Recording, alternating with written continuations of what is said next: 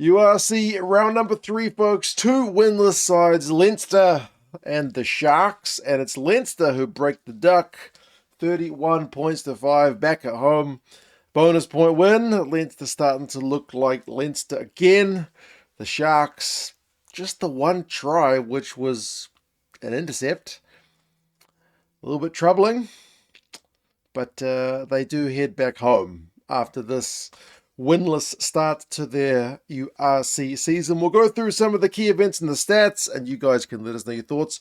I rolled reluctantly out of bed at 5:30 for this one, figuring I'd see which of these sides would finally get cracking, because as I said, it's been a little bit disappointing from both sides, admittedly on the road at the start of the year, and both sides have been kind of slowly welcoming back some big gun players. We saw both sides with the introduction of some of the internationals in this game. In the first 10 minutes was scoreless, but it felt like Leinster were the ones looking much more likely. They were looking intense, perhaps an intensity we didn't really see in week 1 against the Stormers, and what we saw glimpses of against the Bulls last week. And then, because I had the commentary team of Bernard Jackman and Ryle Nugent. Ryle Nugent called the Sharks a bit disjointed when they had the ball, and he said that was unusual. And I was thinking to myself, Ryle, have you not been watching John Plumtree's Sharks side? Because disjointed has been the name of the game, seemingly for a wee while. Sharks fans have been lamenting the fact that he's been unable to get these guys to click. Didn't take much longer than the first 10 minutes, though. Basically, the 12th minute, 11 minutes, something still on the clock. Jamie Osborne gets the first try of the game. As I mentioned, that intensity from Leinster finally paid off. They managed to get some width on the ball. James Lowe found himself into some space. I think he beats his first tackler, puts a little dink through for Osborne, who goes over for the first try of the game, 7 points to 0.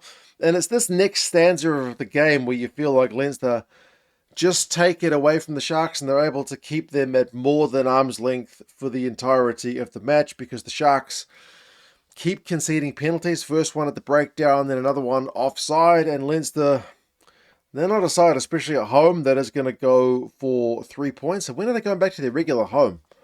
The Aviva's too big for a game like this. It's like watching the Blues play at Eden Park. When's the RDS getting back into action? Anyway, that's beside the point. Sharks conceding penalties. Leinster going for touch.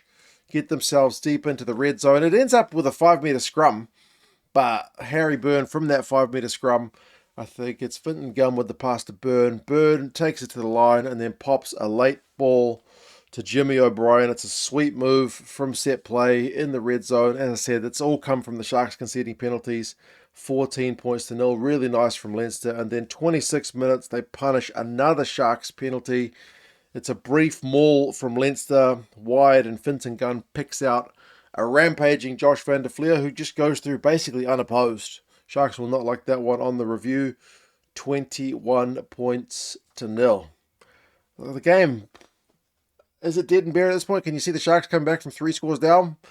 Probably not. They did get a try through Ethan Hooker, and honestly, up until this point, the Sharks, mainly when they had the ball, were looking to put kicks through, looking to put high balls up and try and contest that way. They didn't look comfortable to go through multi-phase play and try to break Leinster down, but I guess when you get an intercept, it doesn't matter. And it was Harry Byrne. He gets man of the match, and it's maybe the one that's maybe worst decision of the game. Just a really wide ball. I guess they're confident. They're 21-0 up. And Ethan Hooker's a bit of a freak athlete. He's going to just come back from Springboks duty, one-handed intercept, and then absolutely puts the hammer down. Like, he finishes with more distance between himself and the chasing players than he started, because he was outpacing all of them. 21 points to 5, but that is the Sharks' only score of the game. That's a little bit disconcerting for them. The only thing that they did really have going, and it started to show at the start of the end of the first half and really got going in the second half, was their scrum. Their scrum was dominant. We saw it against the Dragons last week. Their forwards just powered up front. You wouldn't expect them to necessarily do it to the same degree against Leinster. It did take them longer to get going, but they still got the scrum power going. But they weren't able to get much from it. Halftime finishes 21-5. Leinster have had the possession.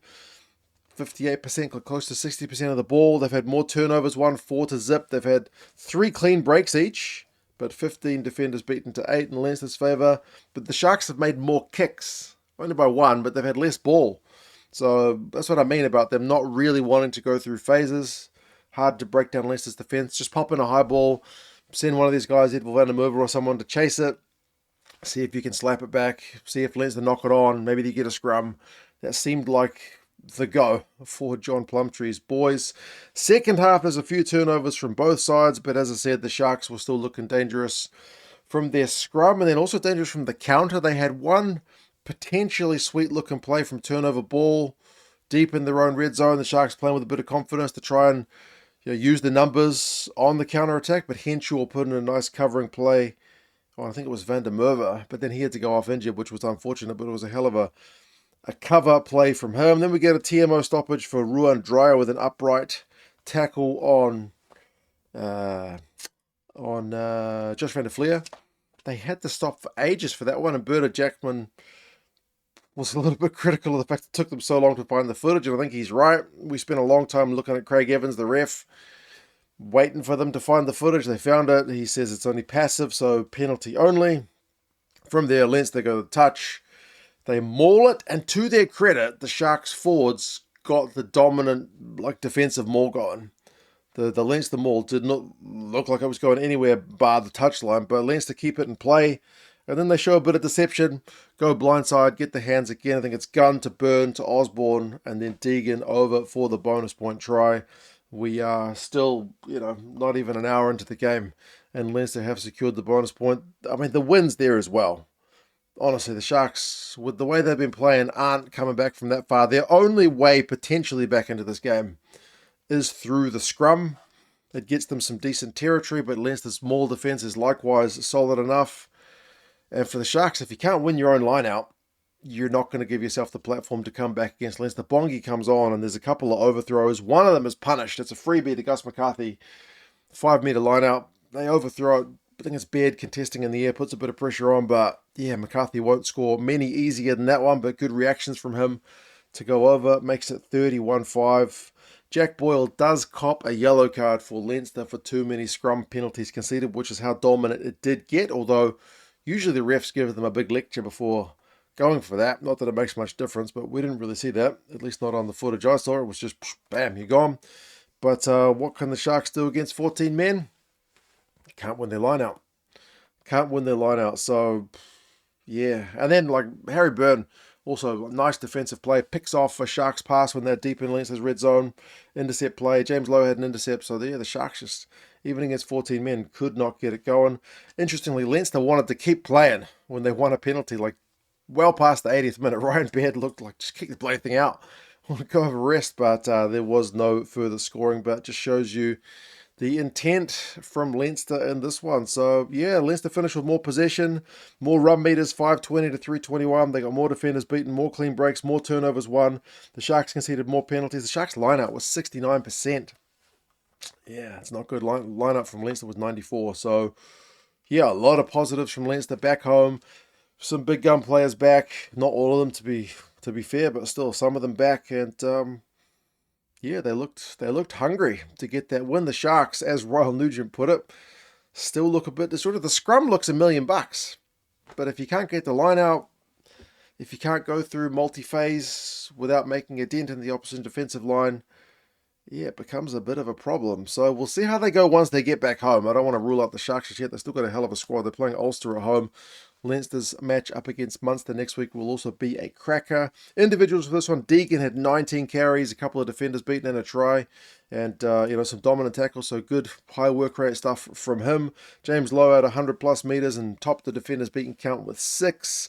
Ethan Hooker was the star in terms of the Sharks go forward with his 4 defenders beaten 76 meters, many of which would have been the intercept, and he gets their only points for the Sharks. Van der Fleer had 4 defenders beaten. As I mentioned, Harry Byrne pulled the strings really well, got man of the match. Mbata made 14 tackles, which is the top tackler of the game for the Sharks. But, yeah, nothing doing for them. And Leinster, in the third round, get their first win of the season. You guys let us know your thoughts. Subscribe to the channel if you haven't done so already. 5:30 wake-up call for this one was a good watch. You guys take care, and I'll talk to you guys again soon. See you later.